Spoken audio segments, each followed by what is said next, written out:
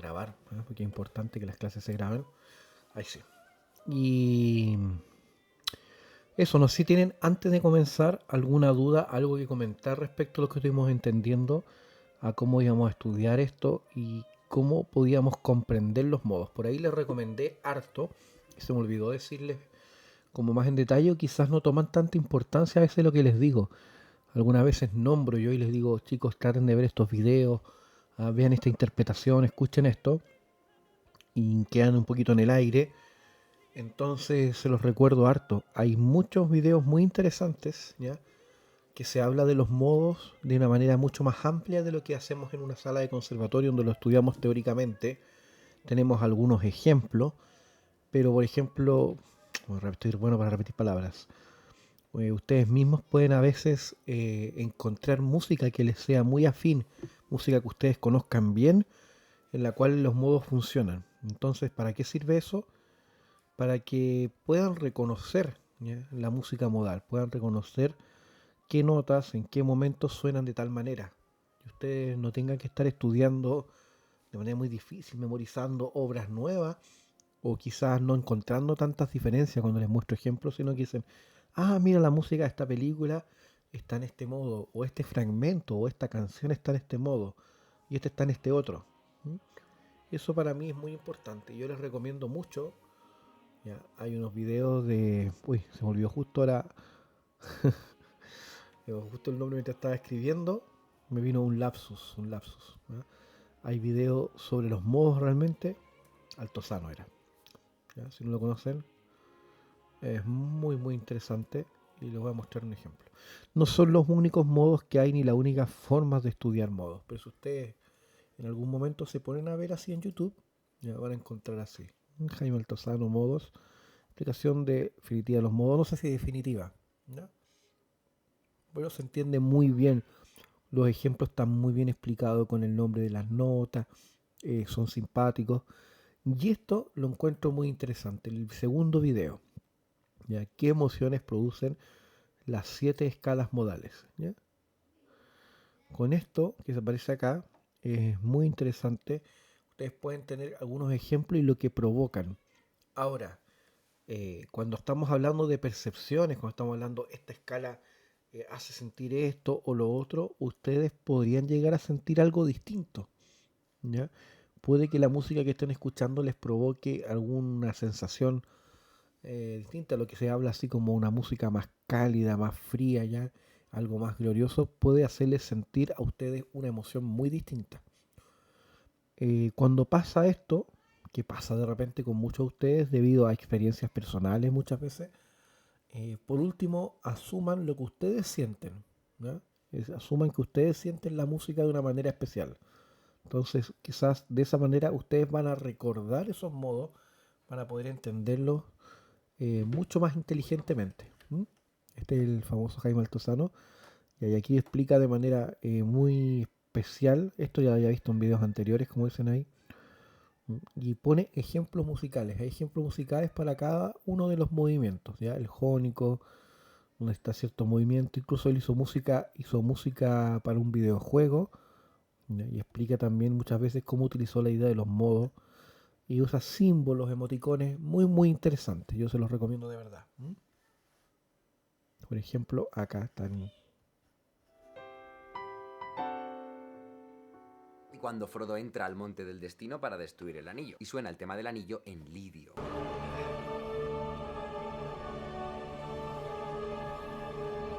En bandas sonoras el lidio... ¿Ya?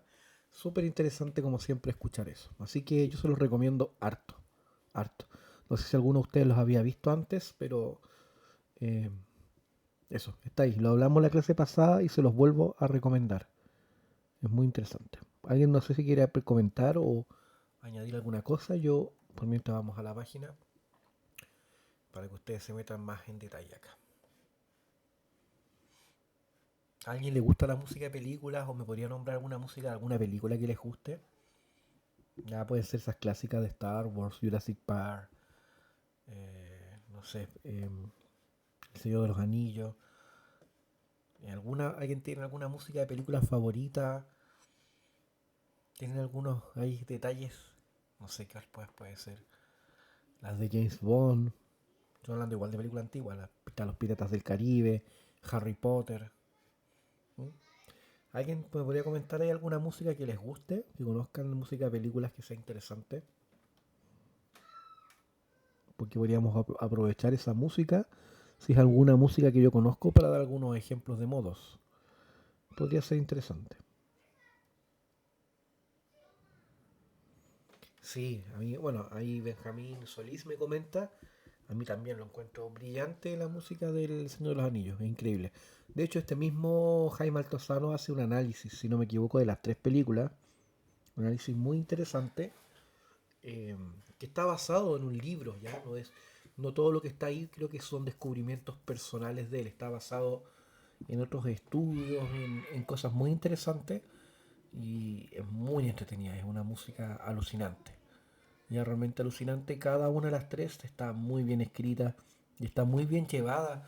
Es que las películas están muy bien llevadas al cine, rara vez, a pesar de que los libros son tan entretenidos, los tengo aquí, me gusta mucho. Creo que realmente está realizado muy muy bien todo. No podría decir nada, a pesar de que a uno le guste más el libro por algo, u a otros le guste más la película. Pero están muy bien hechitas, muy bien cantadas. ¿Alguien tiene otra música por ahí, aparte de El Señor de los Anillos con Benjamín Solís? Que puedan comentar. ¿Algún detalle? ¿Qué dice el público? No, me equivoqué. Vamos a hacerlos así mejor.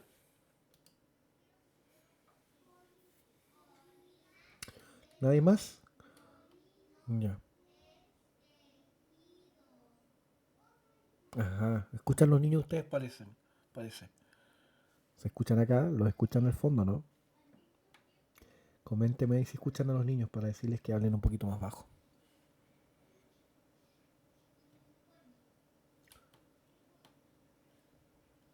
Ya. Por lo que veo, el único que ve películas aquí es Benjamín Solís. No hay nadie más que vea películas alguna vez o que haya visto alguna. Ah, ya, perfecto. Te agradezco, Benja. Entonces, vamos a continuar con la lectura de lo que estábamos trabajando recientemente, que tiene que ver con los modos. ¿M? Los modos y la música. Vamos a tener un corte en un par de minutos.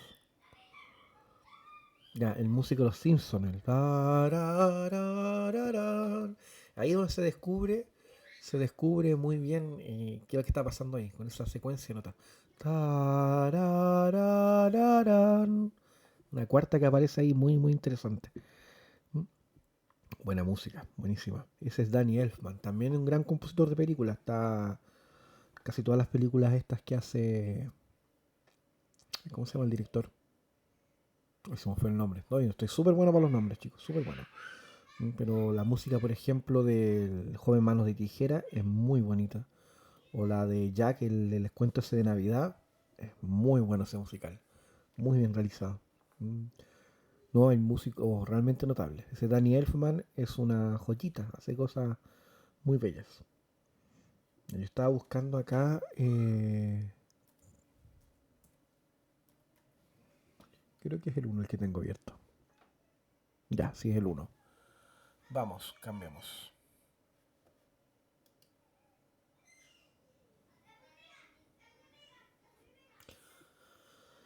Sí, es muy interesante lo que nos puede entregar la música con el tiempo y cómo lo que en algún momento era algo, ¿cómo se llama?, prohibido por ciertos motivos particulares, hoy día es algo mucho más interesante, es mucho más.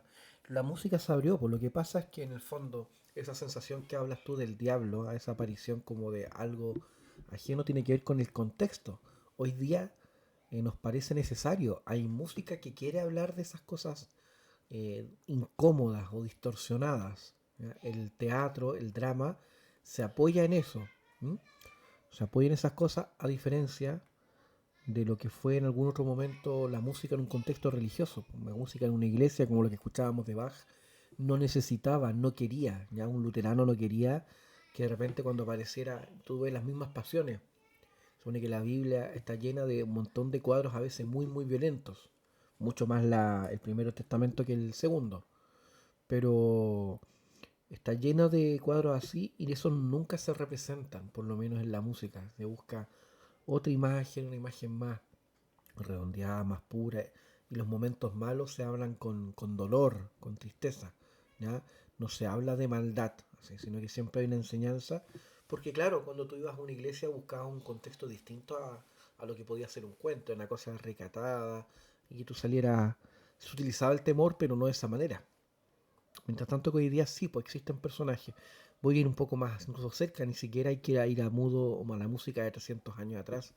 Yo siempre comento cómo los personajes cambiaron durante un tiempo. Si ustedes ven una serie de los años 60, ya realizada en los 60, no inspirada en ella, y se dan cuenta de los personajes, ya los personajes generalmente se basan en buenos y malos de manera muy clara. Y los malos son malos, malos, y los buenos son muy buenos, ¿no? Y ahí está la diferencia.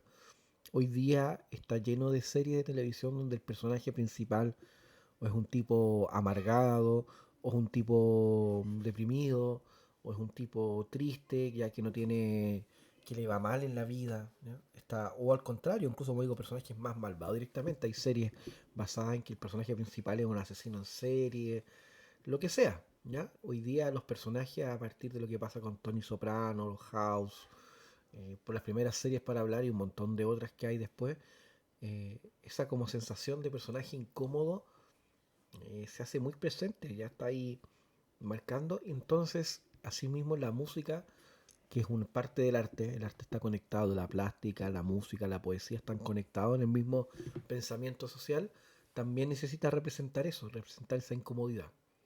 Entonces, no es que en esa época se decidiera directamente utilizar o no utilizar, no era necesario, no era útil, no se le había encontrado en el relato, en el arte, de una manera tan cómoda. Lo mismo pasa con la pintura. Si tú vas a pinturas de ciertos periodos, la pintura reflejaba en ciertos ámbitos cosas más bellas, más perfectas. No buscaba reflejar el dolor de una manera tan intensa. Y los pintores que lo hicieron revolucionaron mucho. Cuando tú ves pintura que sea dolorosa, incómoda, amarga, ¿ya? Violenta, la literatura igual. Como que todo va cambiando. Algunas veces un arte más que otros. Pero aparece por ahí. Chicos, voy a hacer el último corte, que ustedes ya saben cómo es, y queda nuestra última tirada de la clase. Llevamos ya los primeros 20 minutos y nos queda solo 40 minutos, solo 40. Así que eso, ya voy a hacer el último corte para que vuelvan rápidamente a la clase y continuamos trabajando en conjunto.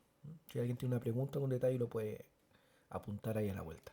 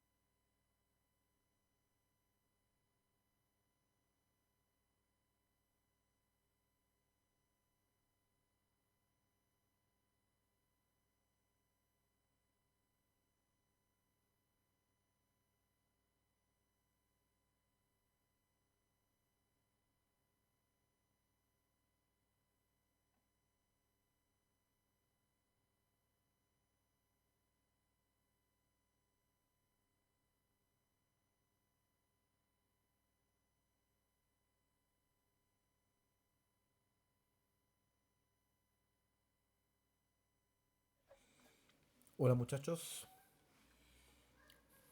bienvenidos nuevamente. Vamos a continuar. Es solo un par. Esperemos que llegue algún alumno, algún extra.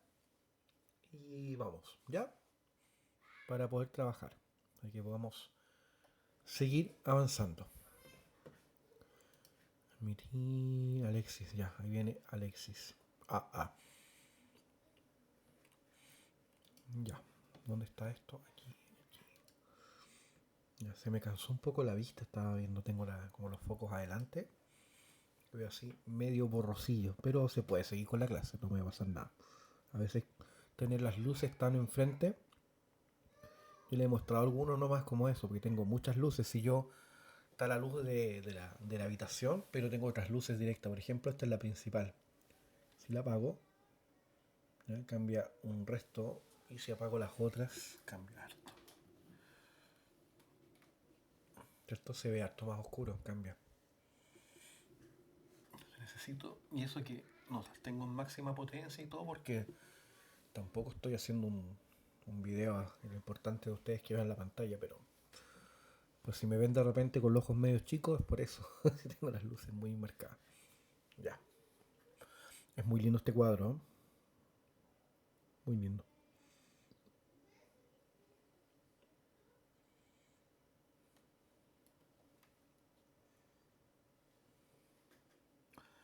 Ya muchachos, vamos a seguir.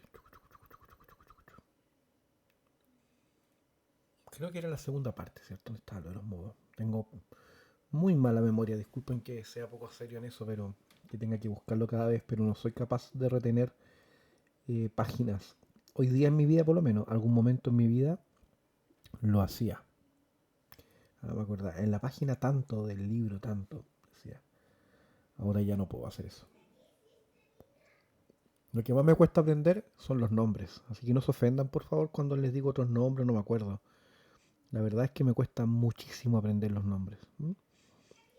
Acá tenemos lo que estuvimos trabajando previamente, ¿cierto? Se explican los modos y cómo históricamente en su paso por Europa reciben una modificación que viene de un accidente. No se cree que el cambio haya sido algo consciente, decir, estos grecos no sabían de nada, así que las vamos a hacer ascendentes y vamos a cambiar, sino que se hizo un cambio probablemente accidental. Yo creo que a veces el cambio de hacer las notas ascendente o descendente puede haber sido un cambio más natural, porque la música que precedía, ¿cierto?, a este espacio modal, utilizó siempre esta fórmula de la subida y la bajada, ¿ya? La subida como primera instancia y la bajada. Entonces es probable que no sea tan accidentado, ¿ya? Que sea algo más obvio de cómo se hacía la música, ¿no? Pero hay un par de teorías en cada uno de los casos. Ya. Vamos a ampliar un poquito acá y vamos a ir leyendo. La idea de mi clase, claramente, chicos, no es que yo les vaya leyendo el libro. ¿Ya? No se trata de una clase y leyendo un libro. La ventaja de lo que estoy haciendo acá nomás es entregando algunas herramientas para que ustedes puedan sentirse mucho más cómodos y puedan estudiar de manera clara. No voy a profundizar en los textos, solo utilizamos algunas ideas para que ustedes después, en base a este texto, puedan trabajar de manera ordenadita, más clara, ¿ya? Y se puedan apoyar. Mi clase corresponde al 20 al 30% de lo que un alumno como ustedes deberían aprender. Todo eso lo van a encontrar en los textos referenciados, en el trabajo a diario, en el ejercitar las escalas, en practicarlas, en escribirlas, en solfear. Ustedes eso lo hemos hablado varias veces. Entonces hablábamos que los equivalentes medievales de la escala hipogriega son los modos plagales, que empiezan con una cuarta por debajo de su correspondiente modo auténtico. ¿Ya? Se adoptó para ellas el prefijo hipo, esto lo habíamos hablado. Los modos se diferenciaban no solamente por la sucesión peculiar de tonos y semitonios que cada uno poseía, sino que además la nota final era la nota más grave del modo auténtico. ¿Mm? La nota final era la primera nota, como se hacía, no sé, completamente al revés. Así, la nota final de una melodía escrita, por ejemplo, en el modo mixolidio sería sol, al igual que la del modo hipomixolidio. Se encontraba en ambos casos. Acá tenemos el modo mixolidio, si ustedes ven, sol, la, si, do, re, mi, fa, sol. A veces que algunos hacían de manera ascendente y acá la cuarta descendente. A partir del sol vuelven al re abajo, cuarta descendente, ¿cierto? Están en sol, fa, mi, re, descendiendo. Estamos en sol.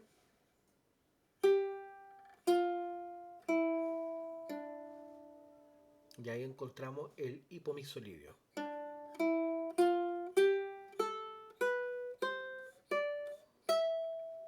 ¿Ya? Pero ¿cómo era? Perdón, era el re, perdón, me pasé largo.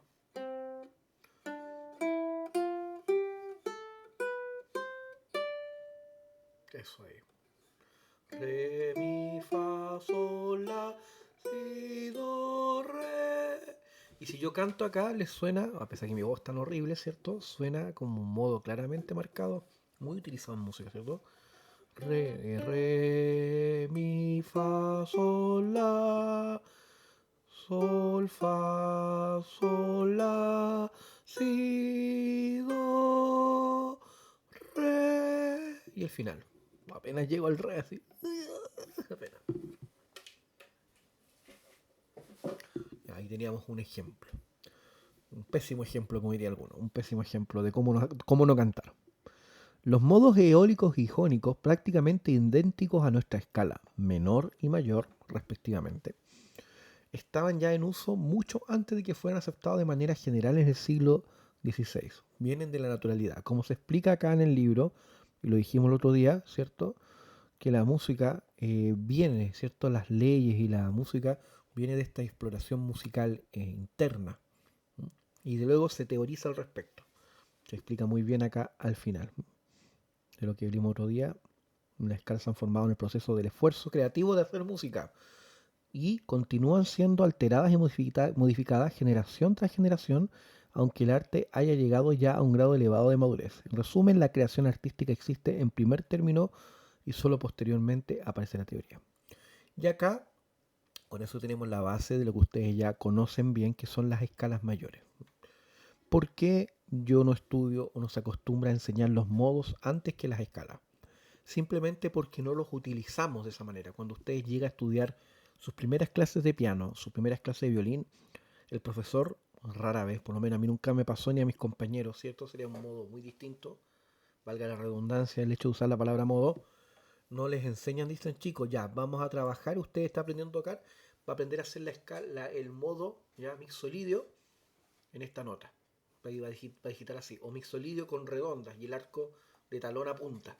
No se nos enseña así la música, se nos enseña a partir de las escalas.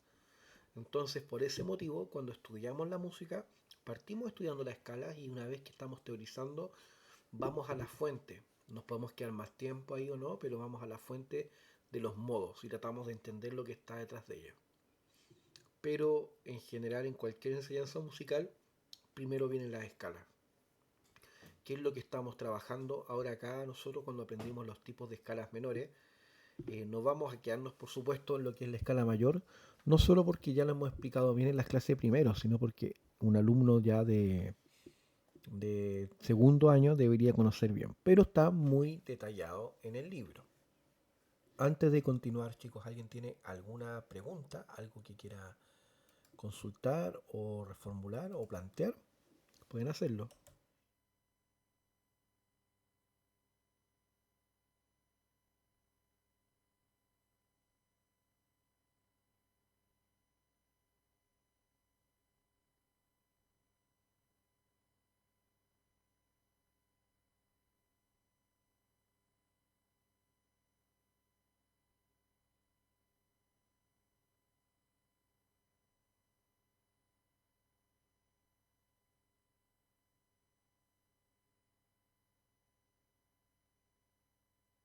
Perfecto, venga.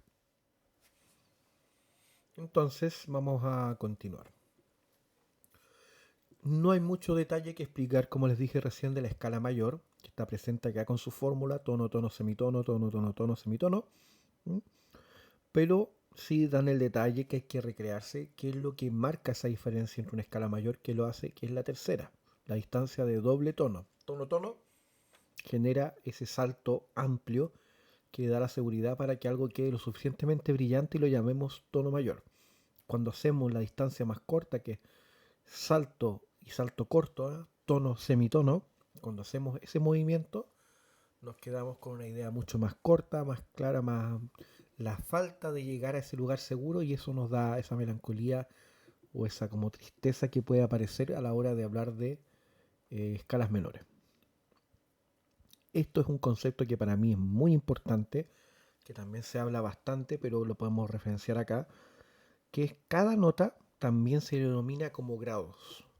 Cada una de las notas presentes en nuestra escala, ya las 7 notas de la escala, 8 si consideramos nuevamente la misma nota inicial, se le llaman de manera más profesional, de manera más académica, grados. Entonces hablamos de primer grado, segundo grado, tercer grado. ¿Por qué hablamos así de grados a veces y no de notas? Y tratamos de aprender y de estudiar a través de esto. Porque cuando uno aprende la teoría a través de grados, esto lo puede aplicar a cualquier escala. ¿Ya? Si tú estás hablando de grados, no estás hablando de mi sostenido, ¿ya? De do bemol, para nombrar dos notas distintas. Pero cuando tú no estás hablando de una nota X, ¿ya? Una nota cualquiera, y estás diciendo, es que aquí el fa sostenido con esta nota y el si bemol, y cuando hablamos de cosas así, son ejemplos específicos a la escala que estamos estudiando, a la partitura, a la composición. Pero si hablamos de grados, entendemos que esas leyes que están presentes en las escalas mayores, menores, en todo lo que es la armonía, afectan a cualquier nota dependiendo de en qué marco estamos, en qué escala estamos, cuál fue primer grado, significa que el tercer grado va a estar acelerado de esta manera o afectado, o que el séptimo grado tiene esa importancia. Entonces, hablar en grados nos permite hablar de la música de una manera más general y entender y estudiar en grados y tener la capacidad de pensar así les ahorra mucho trabajo. Porque luego todo lo que aprendieron, por ejemplo, con grados en la escala de do mayor, lo pueden aplicar a la escala de mi mayor, ¿ya? O la escala de si bemol mayor. Cualquiera de esos trabajos ustedes lo pueden realizar de manera muy inteligente. Entonces, cada nota de la escala, la primera, la segunda, la tercera, cuarta, quinta, séptima, y luego la octava, ¿cierto? Que es la duplicación más aguda, en este caso hacia arriba, de la primera, tienen nombres de grado y se escriben con números romanos. Y para los que no sepan lo que son números romanos, ahí están los números romanos, ¿cierto? 1, 2, 3, 4, 5, ya, 6, 7 y 8. Se dice acá. La primera nota llamada tónica o nota fundamental es la más importante de la escala. ¿Por qué es la más importante? Me interesa que hayan respuestas de los queridos alumnos. Antes que se pongan a leer ahí en detalle, vamos a cambiar de cámara. ¿Por qué creen que lo que sale ahí es importante? ¿Por qué el primer grado es tan importante? Es bastante obvio en realidad, pero me interesan respuestas de ustedes. Puede ser por escrita, ideal que sea por escrita, pero si no pueden escribir y pueden hablar, hablen nomás. ¿Qué dice el público?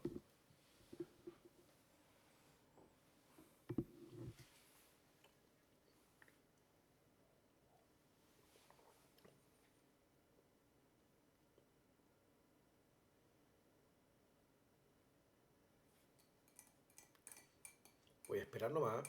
No tengo nada que hacer yo aquí a las 8. Así que puedo esperar todo el rato hasta que me llegue una respuesta al menos. Aunque sea mala. Me puse mafioso, me puse canchero. Yo puedo entretenerme aquí. Tengo que prender las luces. Puedo prender y apagar. Puedo poner el tocadisco. Vamos chicos. ¿Cuál es la pregunta? Ya bien Martín, por lo menos intuiste la pregunta. Acá se dice que la primera nota, el primer grado llamado tónica o fundamental, es la nota más importante de la escala. ¿Por qué? ¿Per qua? ¿Por qué se te cayó internet? Suena como cuando he visto cuando tienes como que opinar sobre algo y no quieren opinar, dices, ah, se le cayó el internet. Dicen. Cuando pasa algo que tú estás hablando y siempre metiendo la cuchara y se muestra lo contrario y no hay comentarios, dicen, oh, se le cayó el internet. Eso, ¿por qué el primer grado, la primera nota de una escala es la más importante? Define la escala correctamente. ¿Y ustedes por qué creen que define la escala la primera nota? Es algo muy simple que estoy preguntando, quizás piensan que no estoy hablando de eso, pero es que es importante. ¿Cómo sabemos que una nota está mal o está bien cuando tocamos cualquier nota del piano? Si yo me acerco y toco cualquier nota de ese teclado de atrás, tum, al azar, ¿podemos hablar si esa nota está bien o está mal? O ustedes en su violín, cualquiera de ustedes agarra un violín, agarra un ukelele. Claro, alguno podría decir, no sé, no tocó una nota desafinada, que era un do y un re. Estamos yendo más allá de eso. Toca una nota perfectamente afinada, cualquier nota de la escala, de la do sostenido, sol, la. Cualquier nota la quieren tocar y ustedes pueden preguntar, ¿esa nota está bien? ¿Es la correcta? ¿Por qué sería la correcta o no podría ser la correcta o no sería? Está muy es muy importante lo que dice ahí, está bien Jaycee, dices, va por ahí la cosa, ¿cierto? Dices, define la escala. ¿Mm? ¿Y por qué define la escala? Denle la vuelta, aunque le parezca muy obvio.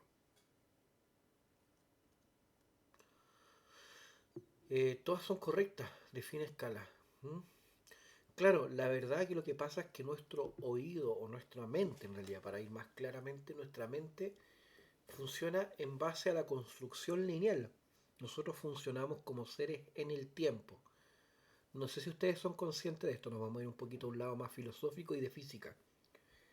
Pero, al parecer, tenemos pocas cosas claras en el mundo, ¿ya? Como seres humanos. No tenemos todavía la certeza total de cómo aparece la vida.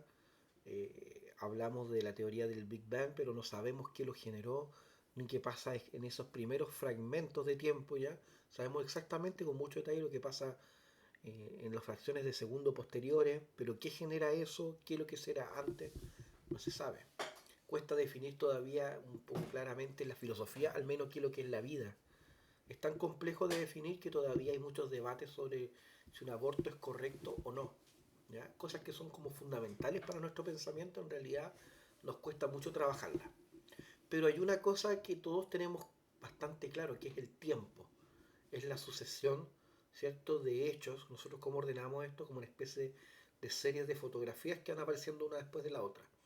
Y sabemos que el tiempo es lineal, que no va hacia atrás. Sabemos que la que estaba pasando ahora en esta clase es que estamos continuando una línea, una flecha en una dirección. Esa flecha no se devuelve. Yo no me empiezo de repente a ir para atrás por mi deseo. Si me equivoco en algo, no puedo volver atrás, volviendo atrás con ustedes y borrar ese error. ¿Ah? Puedo editar el video, pero ustedes saben a lo que me refiero. Entonces el tiempo es algo que sabemos que está presente, lo utilizamos como un factor importante en distintos elementos físicos, filosóficos, como les digo, pero en realidad, aunque ustedes no lo crean, se sabe muy poco del tiempo. Se sabe muy poco el tiempo, ¿por qué es lineal? ¿Por qué la sucesión de efectos pasa así? ¿Por qué no podemos viajar atrás? ¿Qué podemos hacer cuando nos aceleramos? ¿Aceleramos el tiempo realmente o aceleramos un viaje nada más? Ya todas esas cosas que están pasando, filosofía en la música, tienen que ver, como les digo, con esa sensación que tenemos de que sabemos mucho del tiempo, pero en realidad no sabemos nada. Por eso que nos parece tan sorprendente la comprobación de las teorías como la de la relatividad de Einstein, ¿ya? La relatividad general, cuando se habla de que ciertas circunstancias pueden hacer que el tiempo fluctúe, que el tiempo y el espacio son como una especie de chicle adosado uno al otro y que si uno se modifica, el otro también compensa. Eso de que estemos en un lugar que haya mucho peso, ¿ya? Que haya mucha atracción, que haya mucha energía en esa sensación, la gravedad, que es una energía bastante baja, puede hacer que el proceso del tiempo cambie. ¿Ya? Esto que dos personas, dos hermanos, ustedes saben, creo que han escuchado hablar, dos hermanos gemelos, ¿cierto? Dos hermanos gemelos eh, mandan a uno en el espacio a viajar y el otro se queda acá. Cuando vuelven, las edades no coinciden. ¿No? Uno va a ver su reloj y en uno va a haber pasado 10 años y en otro habrá pasado, no sé, 6 o 4 o un mes, y depende eso solo de la velocidad a la que viajó, ¿ah? O por dónde pasó, si pasó por lugares con mucho peso, con mucha gravedad, con mucha energía. Entonces, el tiempo es algo súper complicado. ¿No? La clase no se trata de esto, pero es para que entendamos bien que el hecho de que escuchamos música, que es una sucesión de notas en el tiempo, es una forma en la que vivimos la vida, a pesar de que no sepamos mucho de ella. Pero sabemos que es así, por ahora entendemos el mundo como eso. Y utilizamos el tiempo de tal manera que todos andamos con reloj y utilizamos como un elemento fundamental. Chicos, martes y jueves de 6 a 7 clases de primero, de 7 a 8 clases de segundo. Y todos podemos estar de manera presente y puntual en eso. Nos manejamos con el tiempo. Muchachos, no sé, las becas del conservatorio son solo para gente menores de 16 años. Entonces todos quienes tengan 15, ¿ya? Con 364 días pueden postular. Y el que tiene 15 años, no sé, y 400 días no puede postular, ¿no? Porque eso sería más de un año y serían 6. El tiempo es un elemento fundamental de medición para todos nosotros, a pesar que sepamos poco de él y tengamos ciertas dudas, está muy muy presente en nuestra vida cotidiana. Cosas muy sencillas y otras un poquito más complejas. Cuando escuchamos música, nuestro sistema musical, nuestro sistema emocional, por así decir, nuestra biología funciona en base a lo que va sucediendo en el tiempo. Entonces, la distancia, el intervalo entre una nota y otra, nos provoca algo en la medida de que esa nota vaya comparada con otra. Si nosotros tiramos cualquier nota del piano, del clavecín, del teclado, de la trutuca, la tocamos con una afinación determinada, no podemos decir nada de esa nota. No tenemos nada que comentar si nos provoca alegría o tristeza. Para algunos las notas tienen colores, pero eso es otro detalle. ¿Cómo decimos que esa nota está correcta, no está correcta, avanza o no avanza? Es porque después de una nota, otra nos toma por sorpresa. Oh, perdón.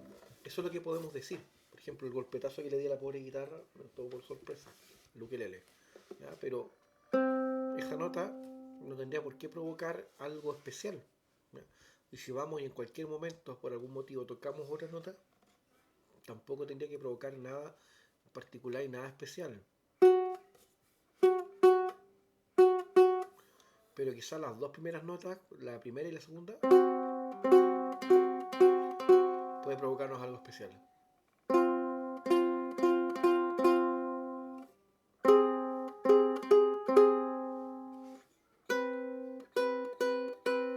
¿Por qué eso nos parece incómodo? ¿Está mal la primera nota o la segunda? Si las toco en distinto tiempo, podemos definir claramente que siempre la segunda. Porque lo que esperamos es una sensación de consonancia. Y eso no significa que este intervalo esté mal, que el intervalo de séptima, do y si. Simplemente genera una onda, un choque de onda, una onda de choque, es decir, un choque de ondas, ¿ya? Que nos provoca un roce. ¿Ya? Nuestro oído trabaja de una manera bien especial y al tratar de reducir notas, esas dos notas se raspan unas a otras y nos provoca esa incomodidad del...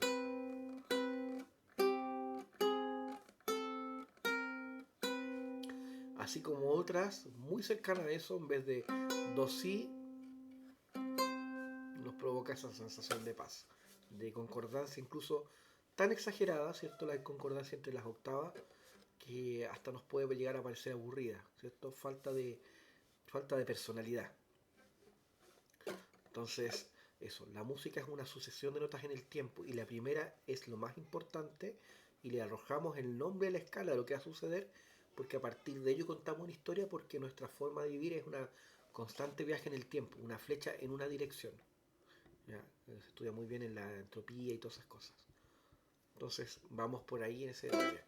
Por eso es que cada vez que toquen algo es muy importante lo que comienzan a decir porque en base a eso vamos a ir formulando de manera casi automática en nuestro cerebro la historia que queremos contar.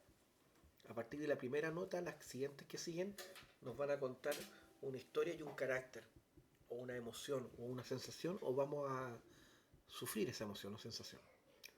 ¿Vamos bien con eso, no? Yo sé que es complejo lo que hablé, pero estamos con alumnos de segundo.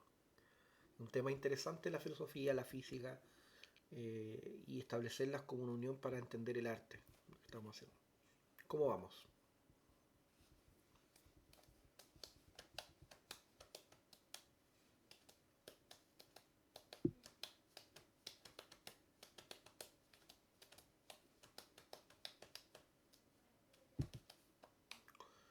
¿Están vivos o no?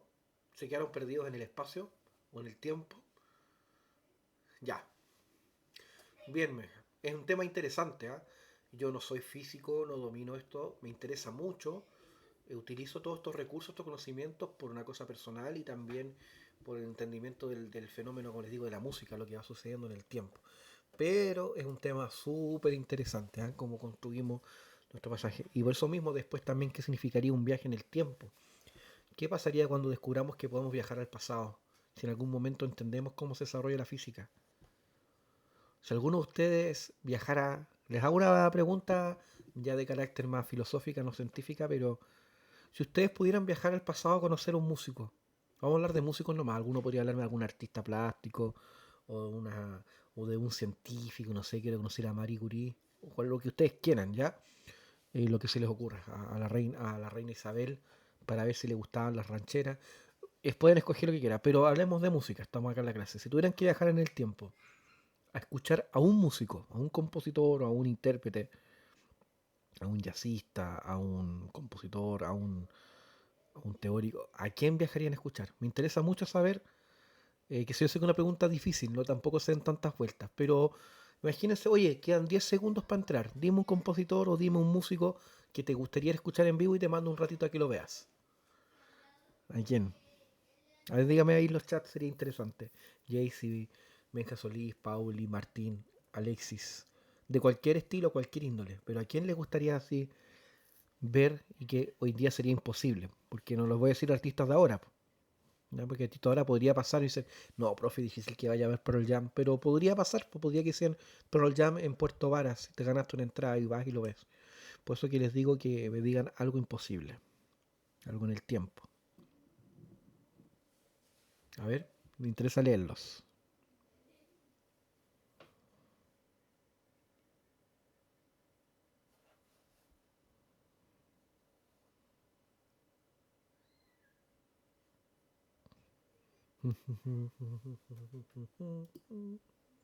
Tengo puesto el chat y quiero leer nombres. He estado amenazante hoy día. No me voy a mover de aquí hasta que no lea un nombre. No, vamos chicos, pues participen. La Jaycee bajo Monteverdi, mira qué interesante. Debe haber sido alucinante ver una ópera de Monteverdi en la época, ¿eh? Así. Yo creo que lo que más me sorprendería mucho de Mozart o escucharlo al principio de su vida, ese niño talentoso, ¿ya? Ese niño que daba concierto e improvisaba a los 5 o 6 años.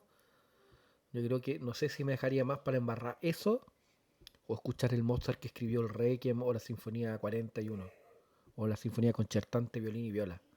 No sé cuál de los Mozart me dejaría más para embarrar. Ese cabro chico así y más encima que tú sabes que va a ser el que compone las grandes obras. Ah, imagínate tener ese niñito entre medio y como conversar con él o verlo sentado al teclado y quedarse así boquiabierto. Que es así, qué onda, cómo le nace la música. O escuchar al Mozart final así, ¿ya? Construyendo, escribiendo esas notas del Requiem desde la cama. Qué difícil. Monteverdi nunca se me hubiera ocurrido, pero ahora que tú lo dices, Jaycee, sería interesante quizás ver qué significó ir escuchar alguna de las óperas de Monteverdi así en vivo. Podría ser interesante, ¿ah? La experiencia. Escuchar Orfeo ahí. Y Bach, bueno, yo escogería Bach.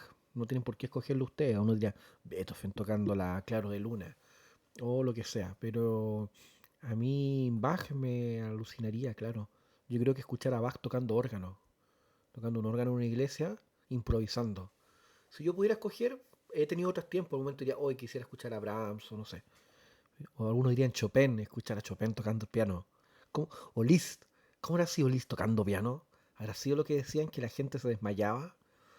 O Paganini. ¿Ah? Paganini tocando. ¿Cómo estudiaba violín Paganini? ¿Qué hacía? ¿Cómo estudiaba las escalas? ¿Qué cosas podía hacer y cuáles no? Si es que alguna cosa no la podía hacer. Es una buena cosa. Buena. Y con músicos también, no solo clásicos. Ir a ver a The Beatles.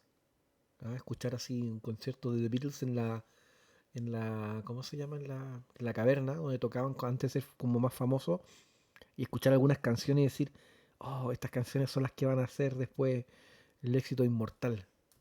No, hay cosas muy lindas para la música, chicos. Hoy día podemos hacer algo muy parecido. Tienen YouTube, se meten y pueden ver a músicos increíbles. Si bien no podemos ver a Bach, a Beethoven, están los libros y podemos tener una imagen y podemos estudiar su arte, pero ese amor por querer saber algo más allá atrás es alucinante. Ir a ver a John Coltrane a tocar así.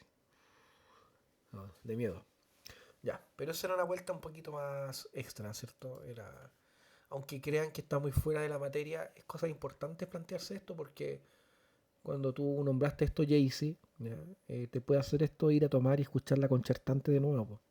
A decir, oh, qué increíble este tipo. Ah, o ponerse a escuchar cuáles son las primeras obras, composiciones de Mozart, para saber qué pasaba con este cabro, chico. A ver si lo entendemos o no. Yo creo que lo vamos a entender poco. Entonces, eso. Ya, vamos un poquito más a lo teórico, nos quedan solo 5 minutos, entonces me interesa que tengamos un recuadro final, ¿m? Para que nos metamos de lleno en la próxima clase en los grados y entendamos bien el valor de cada uno de los grados, ¿no? Entonces entendemos que el primer grado, la primera nota, la más importante, ¿cierto? Es el grado desde donde comienza cada escala. el que es la tónica o nota fundamental. Esa primera nota que escuchamos en un primer lapso de tiempo, a la cual después las posteriores se van a relacionar, es la más importante y la que le da el nombre a la escala. De ahí se desprende su importancia. Luego, el siguiente grado en importancia es el quinto grado, llamado dominante. Y es dominante porque está en el medio, ¿cierto?, de lo que se genera como en las octavas. ¿Ya? Y en su espacio armónico tiene una relación muy directa.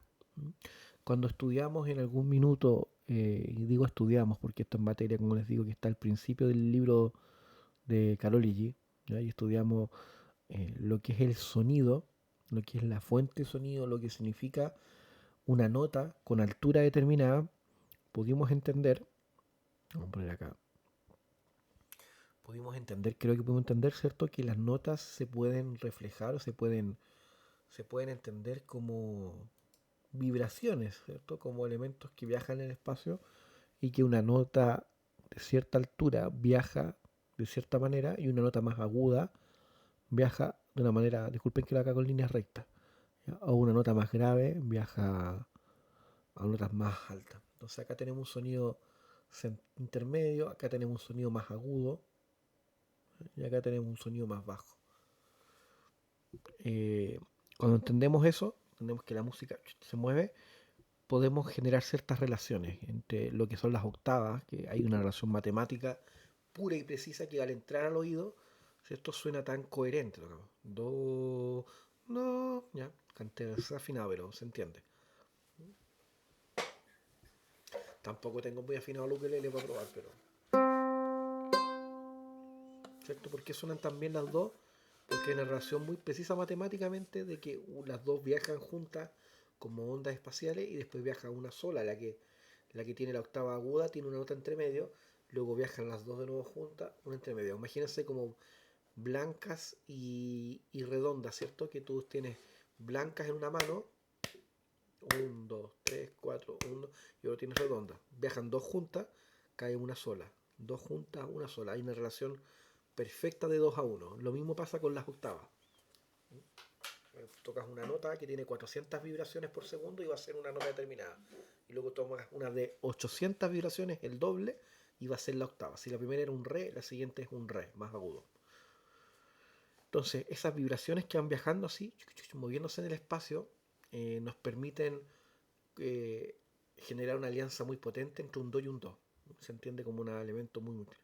Ahora, la quinta, que es esta nota que está intermedia, que tengo un do y vamos a la nota sol, que está ahí parada, también tiene un grado muy importante.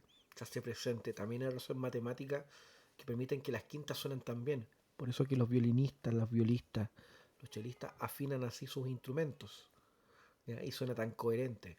Por eso que están medias prohibidas las quintas paralelas, ¿ya? Porque el movimiento de quinta es tan potente, es tan dominante, ya que podría que la música nos quede hasta media insulsa, media falta de sabor. Y eso como que se llama dominante luego, y luego el siguiente grado sería la cuarta, ¿ya? Que es la subdominante. Ya, bueno, todo esto lo vamos a adentrar de lleno en la próxima clase, queridos alumnos. Entonces, tarea, por así decir. Échale una miradita a los grados, ¿ya? Al apartado de qué parte aquí los grados, que si no me equivoco en el libro de Karolyi es la página 14 del libro. Yo siempre cuando trato de hablar de páginas trato de hablar del libro más que del documento. Y aparece esto que se llama acá escalas mayores. ¿Ya? Un poquito más adelante, un poquito, aparecen los grados y van a aparecer los nombres de cada grado. Esto lo vamos a estudiar en profundidad en la próxima clase. Tónica, supertónica, mediante, subdominante, dominante, submediante, nota sensible y tónica. Esto, perdón, no estaban mirándolo, lo siento. Eso. De ahí es la forma en que vamos a estudiar. Ya muchachos, ¿alguien quiere hacer alguna consulta o algún detalle? Y nos retiramos indignados de esta primera clase. ¿Ya? Por supuesto, como siempre, los felicito, o más que nada, más que felicitarlos, los invito a siempre estar presentes en las clases en vivo, porque suceden cosas, se hacen preguntas, se puede investigar, se puede trabajar, La clase grabada después pierde mucho, sobre todo que se demoran tanto en salir. Entonces hay un retraso importante. Así que eso, queridos alumnos. Les mando un gran abrazo. Espero que esté muy bien. Bienvenida de nuevo, Jaycee. Se te echaba de menos. Y eso. Nos vemos pronto a los que tengan orquesta. Para eso, quizás nos vemos el sábado. Y en Jasoli sí supe que me escribiste. Mira, le he mostrado hoy día al otro Benjamín cuántos mensajes tengo sin leer y cosas eso. Ya, lo voy a ver. Discúlpame, a ver me pasa eso. No te exagero. Tengo 30, 40 mensajes así distintos y voy revisando. Algunos me quedan en el pasado. Porque cuando los reviso, los leo y no respondo al tiro, ahí sí que se me va para siempre. Entonces busco ese rato. Te lo agradezco. Ah, tú eras Tati. Tú eras Tati. Ah, Tati. Ya, no está bien. Muy bien, ya. Listo, chicos. Un abrazo a todos. ¿Ya? Nos vemos.